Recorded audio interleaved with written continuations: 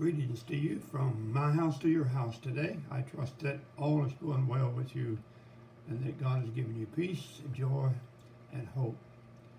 I want to share with you today about Christmas, the coming King. In chapter 8 of Isaiah, you'll find that there is a picture over Judah and that is devastating. The northern kingdom had been destroyed. Judah was under siege, and there was a constant picture of war that was overcoming them. There was a sense of lostness, a sense of not knowing which way to turn. I think we may be in that situation today, but just before Christmas, because this pandemic is running out of hand.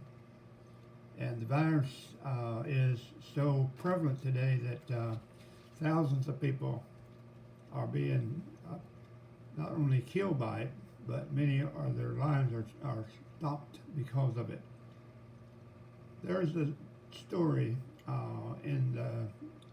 during World War II in Germany when the soldiers were shooting each other. They had dug trenches, and the Germans on one side and the Americans on the other side, and they were shooting at each other, and a young German tried to sneak over to the area where the Americans were, and he was shot and got tangled up in barbed wire, and he began to cry out for help, the agony of the pain, and no one seemed to care.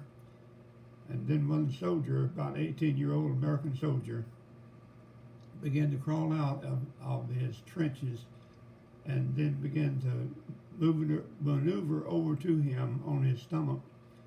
And he got to him, and the Americans stopped shooting, and then the Germans stopped shooting, and he untangled the young soldier and picked him up and took him over to the German trenches and handed him to the officer, and then turned to go back to his trench.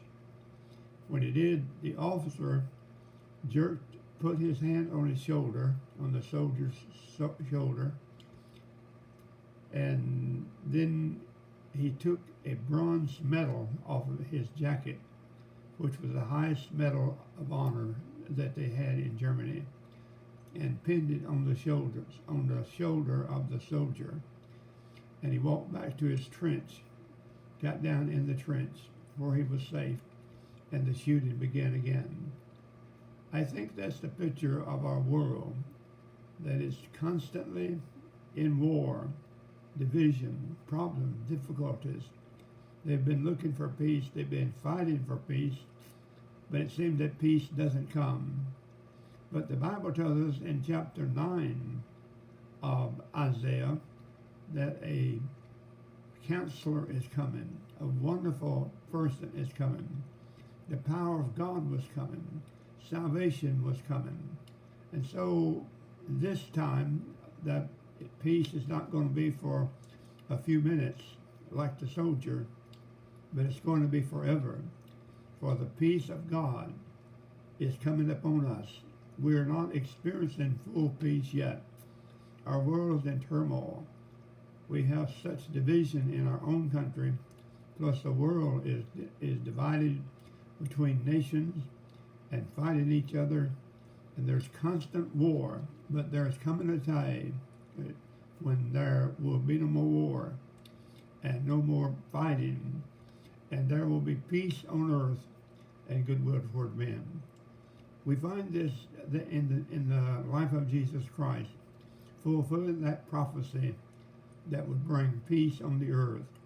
And when he appeared that night, the angels began saying to the shepherds that there is one in the manger in the city of Bethlehem that has peace and wonderful peace. And that's what he wants for all today. I trust today that as you look forward to Christmas, that you will remember that peace comes only through Jesus Christ, and salvation is through him only. If you do not know him today as your Savior, today is the day that you need to receive him as Savior and Lord. May God bless you, and may you have a wonderful Merry Christmas, and most of all, that God will be your Savior and that you'll trust him with your life.